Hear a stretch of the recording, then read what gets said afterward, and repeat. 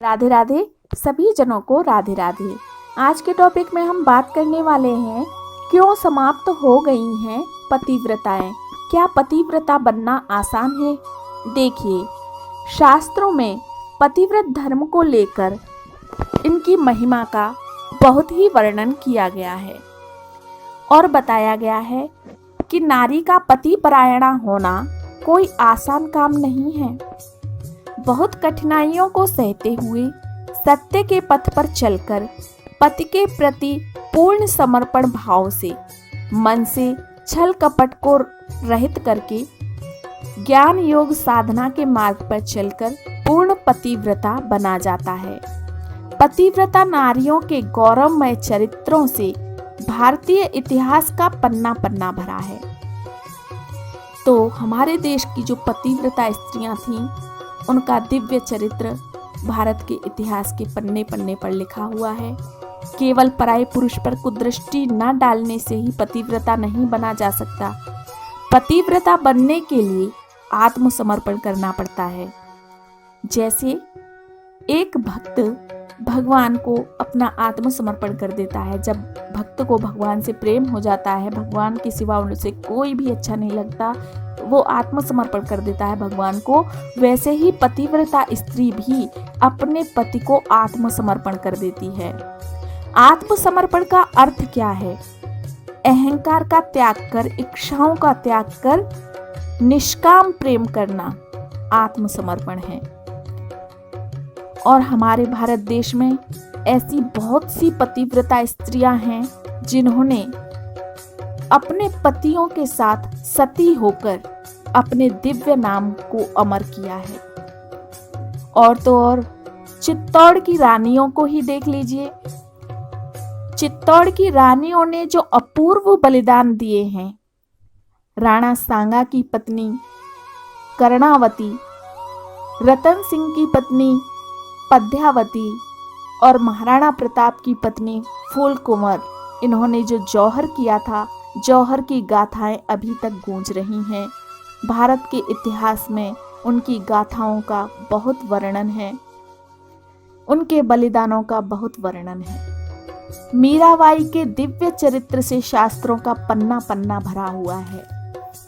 तो प्राचीन काल में भारतीय नारियों ने अपने आदर्शवाद की बहुत कष्ट सहकर रक्षा की है। तो प्राचीन समय में पतिव्रता स्त्रियां अपने पति को ही भगवान मानकर उनकी पूजा किया करती थीं। अब इस कलिकाल में तो पतिव्रताओं की गाथा ही रह गई हैं।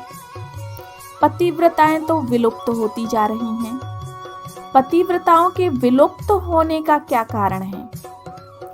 पतिव्रताओं के विलुप्त होने में कहीं ना कहीं इस समाज का ही हाथ है। समाज में कुछ लोग अच्छे होते हैं तो कुछ लोग बुरे भी होते हैं। वैसे ही इस समाज में कुछ पुरुषों ने स्त्रियों पर शुरू से ही अत्याचार किए हैं। माता सीता पर उंगली उठाने वाला कौन? एक पुरुष जो धोबी था, जिसके कारण माता सीता को असहाय दुख सहने पड़े, वन में अकेले रहना पड़ा। सीता माता का हरण करने वाला कौन? रावण, जिसको ज्ञानी तो कहा जाता है, लेकिन उसने माता सीता का हरण करके समाज में अपने नाम को दूषित किया है। मीराबाई को जहर देने वाला कौन? एक पुरुष। द्रौपदी का चीरहरण करने वाला कौन? एक पुरुष। और तो और माता शैव्या, जो कि महान पतिव्रता स्त्री थी, उन्होंने अपने सतीत्व के प्रभाव से सूर्य को उदय नहीं होने दिया था। उनके पति कौशिक ब्राह्मण, जो कि एक वैश्यागामी थी। कहने का तात्पर्य यह है कि पुरुषों ने हमारे देश की स्त्रियों पर शुरू से ही अनेकों अत्याचार किए हैं। भारत की महान पतिव्रता पत्नियों ने अपने धर्म का पालन कर अपना दिव्य नाम अमर कर दिया, पति को भगवान बना दिया। और शायद कुछ पुरुषों ने अपने आप को भगवान मानकर ना जाने कितने अपराध किए, ना जाने कितनी सुशील और संस्कारी पवित्र स्त्रियों के चरित्र को अपने पैरों के तले कुचल दिया और पत्नी को पैर की जूती समझकर ना जाने कितना कष्ट दिया। इस कारण स्त्री दुर्बल होती गई। आज कलयुग में बहुत स्त्रियां होंगी जो पवित्र, पावन, संस्कारी, धार्मिक होंगी, पर फिर भी वह पूर्ण पतिव्रता नहीं बन पाती, क्योंकि आज का पुरुष राम नहीं, आज का पुरुष राम नहीं। जागो, अब भी बहुत समय है, जागो। स्त्री के रूप में संस्कार इस धरती पर बचे हुए हैं, उनको संभालो, उन स्त्रियों का सम्मान करो, उनका आदर करो।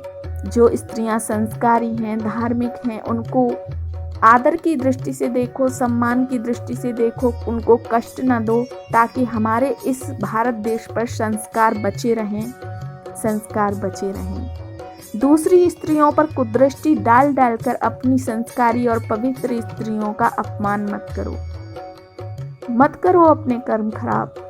हमें इस भारत भूमि को फिर से सजाना है, अपने संस्कारों से सजाना है, बचाना है अपनी भारत भूमि को, इस समाज को अच्छा बनाना है, निष्पाप बनाना है, निर्मल बनाना है।